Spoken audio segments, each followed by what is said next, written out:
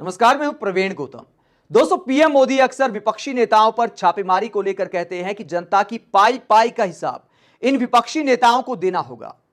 लेकिन जब बीजेपी से चुनावी चंदे का हिसाब किताब मांगा जाता है तो मोदी सरकार क्या कहती है सुप्रीम कोर्ट में, जिसे लेकर प्रशांत भूषण ने मोदी सरकार को पूरी तरह एक्सपोज कर दिया। पहले आपको 3 दिन पुराना मोदी सरकार का सुप्रीम कोर्ट में जवाब दिखाता हूं, जिसमें मोदी सरकार ने कहा था कि जनता को पार्टियों का इनकम सोर्स जानने का अधिकार नहीं। इलेक्टोरल बॉन्ड पर केंद्र सरकार ने सुप्रीम कोर्ट से कहा स्कीम मौजूदा अधिकारों का उल्लंघन नहीं करती।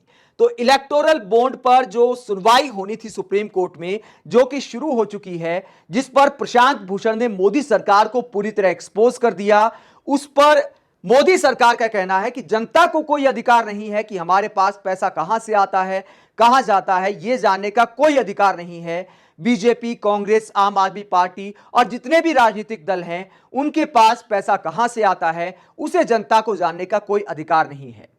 आखिरकार दूसरे राजनीतिक दल जब इलेक्टोरल बॉन्ड के खिलाफ है तो बीजेपी क्यों समर्थन कर रही है? बीजेपी क्यों कहती है कि जनता को जानकारी लेने का अधिकार नहीं है, जबकि प्रधानमंत्री कहते हैं कि जनता मालिक है और हम प्रधान सेवक हैं, हम सिर्फ सेवक हैं। तो मालिक को यह जानने का अधिकार नहीं है कि आपके पास पैसा कहां से आता है और कहां जाता है, जबकि जनता की पाई पाई का हिसाब मोदी सरकार के पास है। अब इस पर सुप्रीम कोर्ट में जो सुनवाई शुरू हुई, उसमें प्रशांत भूषण ने किस तरह मोदी सरकार को एक्सपोज किया, वो जरा मैं आपको दिखाता हूं। प्रशांत भूषण ने कहा कि केंद्र की रूलिंग पार्टी को 50% से ज्यादा डोनेशन मिला है, राज्य की रूलिंग पार्टी को भी ज्यादा डोनेशन मिल रहा है। 5 साल में बीजेपी को 5271 करोड़, कांग्रेस को 919 करोड़, टीएमसी को 767 करोड़ और बीजेडी को 622 करोड़ मिले हैं। ये प्रमुख जो विपक्षी दल हैं, उनके कुछ आंकड़े प्रशांत भूषण ने सुप्रीम कोर्ट में दिए और आगे कहा कि कई कंपनियां ऐसी हैं जिन्होंने डोनेशन दिया और एवज में माइनिंग का ठेका मिला। तो प्रशांत भूषण ने कहा कि बीजेपी को सबसे ज्यादा चंदा मिल रहा है। जितने प्रमुख विपक्षी दल हैं, उनका कुल मिलाकर भी जितना चंदा इलेक्टोरल बॉन्ड के माध्यम से आया है, उससे 3 गुना से ज्यादा बीजेपी को अकेले मिला है। तो इलेक्टोरल बॉन्ड का सबसे ज्यादा फायदा बीजेपी को हो रहा है। प्रशांत भूषण ने कहा कि यह आरटीआई का जो कानून है, जिससे जनता को अधिकार मिला है सब कुछ जानने का, उसकी खिलाफत करता है इलेक्टोरल बॉन्ड और बीजेपी इसे लेकर ज्यादा फायदा उठा रही है। एक दल मजबूत हो रहा है जो कि लोकतंत्र के लिए खतरनाक है।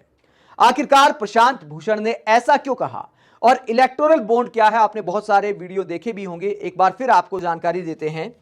इलेक्टोरल बॉन्ड दरअसल मोदी सरकार 2018 में लेकर आई इलेक्टोरल बॉन्ड योजना। इस योजना के तहत 1000 रुपए से लेकर 1 करोड़ तक कोई भी व्यक्ति, संस्था या कंपनी इलेक्टोरल बॉन्ड खरीद सकती है और राजनीतिक पार्टियों को दे सकती है। इलेक्टोरल बॉन्ड में पेय की डिटेल नहीं होती है। अमूमन आप जब भी बैंक में जाते हैं, किसी के नाम का चेक भी बनाएंगे तो खुद की डिटेल भी भरनी पड़ती है और सामने वाले की भी डिटेल भरनी पड़ती है। लेकिन इलेक्टोरल बॉन्ड एक ऐसा जरिया बना दिया राजनीतिक डोनेशन का कि आप समझिए कि राजनीतिक पार्टी के दरवाजे पर कोई नीचे से भी अगर इलेक्टोरल बॉन्ड फेंक जाए तो उसको भी भुनाया जा सकता है। तो यह कैसी पारदर्शिता है मोदी सरकार जब पारदर्शिता की बात करती है। आगे क्या है इस योजना में?